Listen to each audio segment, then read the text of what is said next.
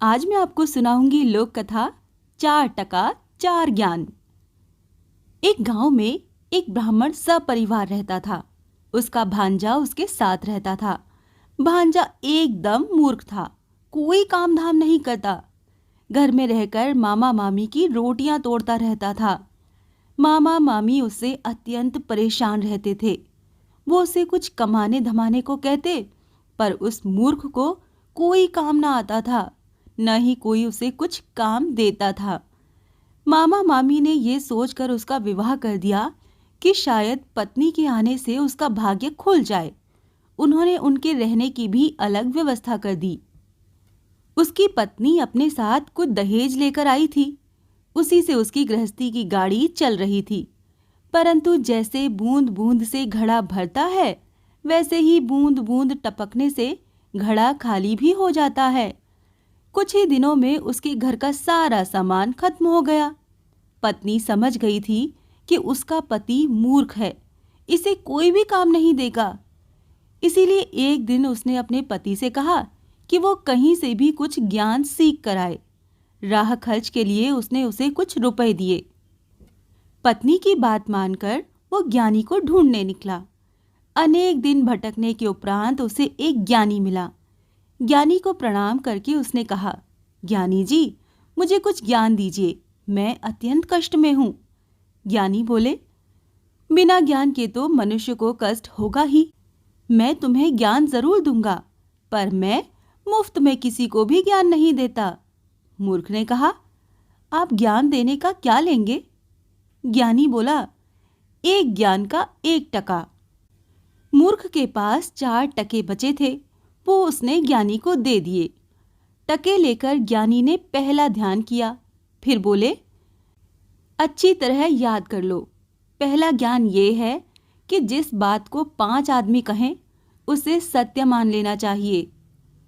दूसरा ज्ञान ये है कि धन मिलने पर किसी को भी उसके बारे में नहीं बताना चाहिए। तीसरा ज्ञान ये है कि पत्नी को कभी सच बात नहीं बतानी चाहिए। और चौथा ज्ञान ये है कि अपने स्वामी या राजा को सच बात ही बतानी चाहिए। ज्ञान की चारों बातों को अच्छी तरह याद कर वो मूर्ख ब्राह्मण अपने घर को लौटा। रास्ते में एक गांव में उसने देखा कि एक जगह भीड़ जुटी हुई है। उसे पता चला कि कोई भिखारी मर गया है, पर कोई उसे वहां से उठाने को तैयार नहीं था। तभी मूर्ख ब्राह्मण वहां पहुंचा। सभी ने उसे घेर लिया और कहा वो उस लाश को उठाकर कहीं फेंक आए। पहले तो उसने सोचा कि ब्राह्मण होकर वो ऐसा काम क्यों करेगा।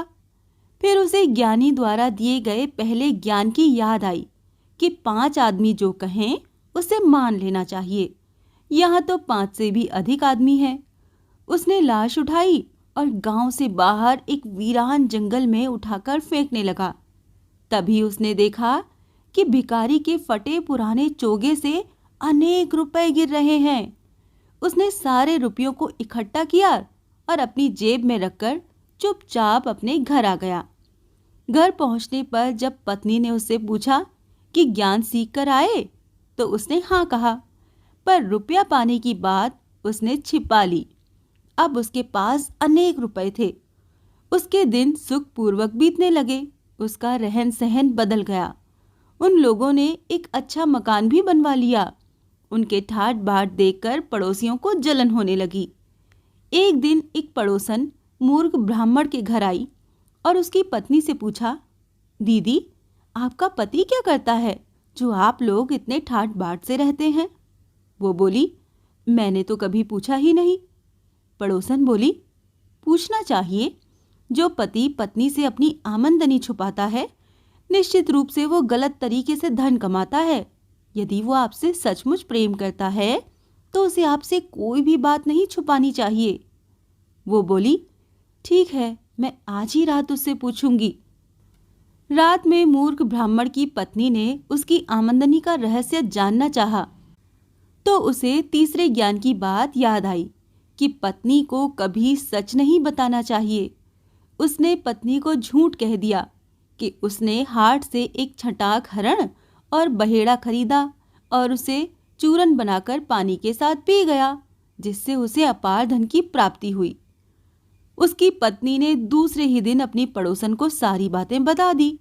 उसने अपने पति को ये बात बताई। उसका पति तुरंत हर्र और बहेड़ा बाजार से ले आया और उसे पीसकर पानी के साथ पी गया। थोड़ी ही देर में वो पेट दर्द से तड़पने लगा, उसे दस्त आने लगे। अंत में वो मर गया। पड़ोसन ने राजा के पास जाकर उनकी शिकायत की। राजा ने मूर्ख ब्राह्मण को बुलाया और सारा माजरा पूछा। उसे ज्ञानी की चौथी बात याद आई कि अपने स्वामी या राजा को कभी भी झूठ नहीं बोलना चाहिए।